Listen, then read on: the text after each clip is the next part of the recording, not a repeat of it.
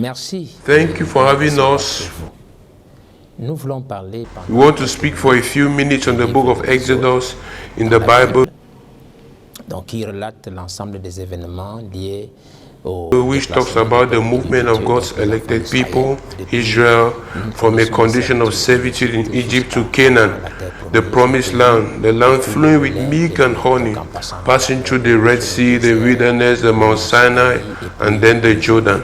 l'intérêt en fait de The interest of this trip, of this journey, this Exodus for us, is that it reveals to us a powerful, terrible spiritual key, qui nous permettra d'ouvrir toutes les portes which will allow us to open all the doors of success in our life, and then in all aspects, be it spiritual, professional, academic, social, or even in marriage.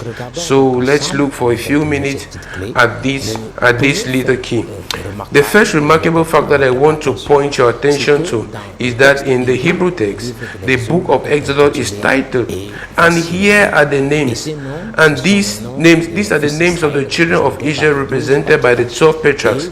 And you'll find out that the name of each of these patriarchs, which was given by their mother at the time of birth pains, while she was in labor, in fact, corresponds mysteriously to a portion of land in the promised land, in the promised land, the land of Canaan. I'll give you a simple example using Benjamin.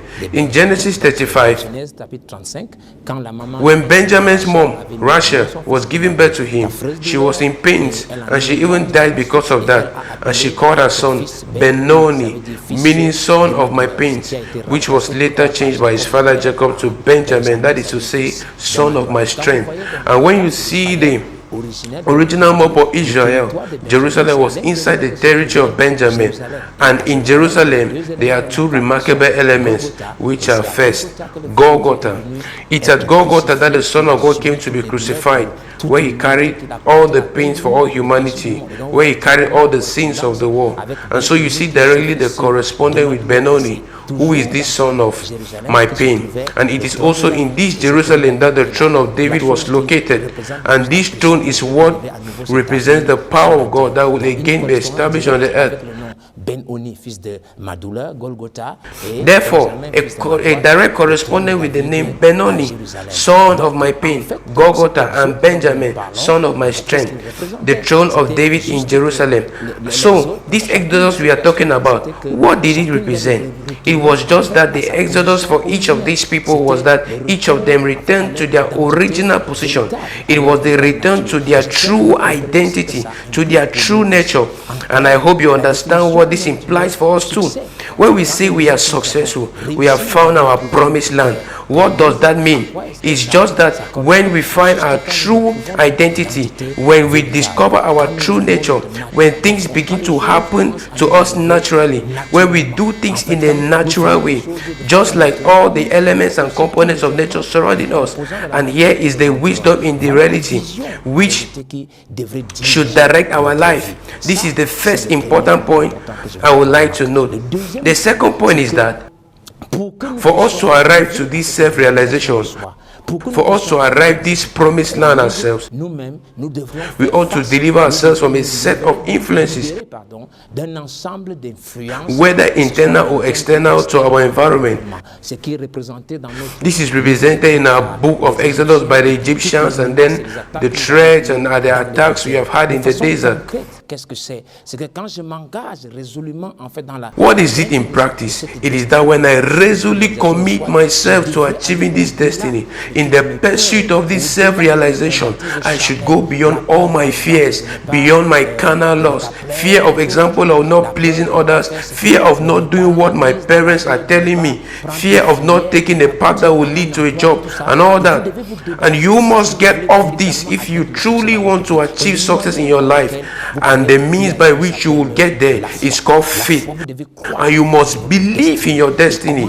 And how will faith be developed? And how will faith develop in you? It is by the quality of the information that you are receiving, the quality of the word that you receive, the source of the inspiration from which you drink. It is written, so faith comes by hearing, and what we hear comes from the word of Christ.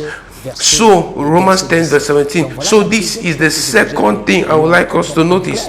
Donc la troisième et dernière chose sur laquelle The third and last thing, which is the third fold of our spiritual keys. que vous avez saisi cette vision en réalité de ce que Once you have seen this vision, the reality of what success is, of this promised land, and you are resolutely committed by faith in the pursuit of your destiny, there is something that God does. All the forces of heaven and nature will automatically be at your service to guarantee your success.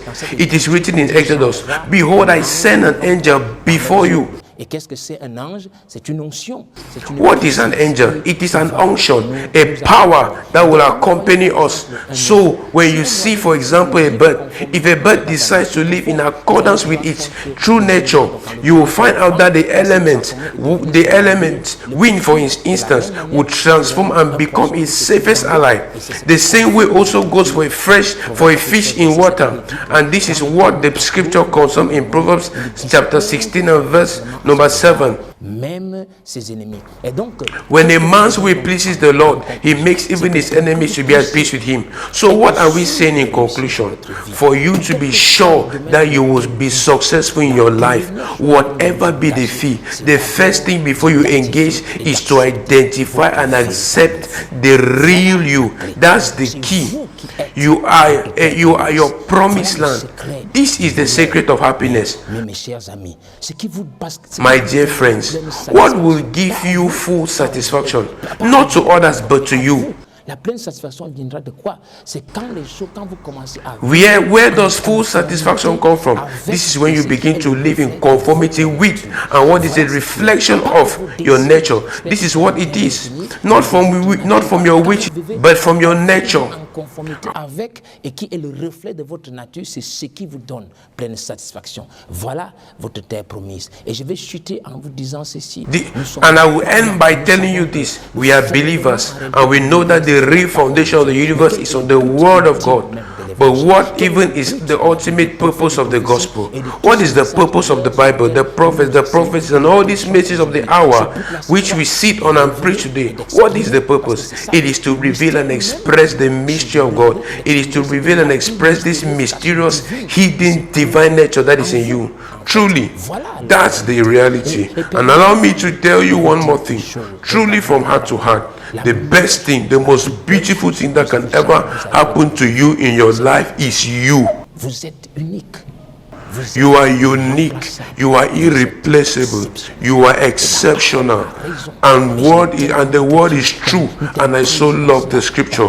There is such poetry in it. In Psalms 139 verse 14 it is written, I will praise thee, for I am fearfully and wonderfully made. Marvelous are thy works, and that my soul know right well. Retenez cela. Keep this in mind, and may the Lord bless you richly. Shalom.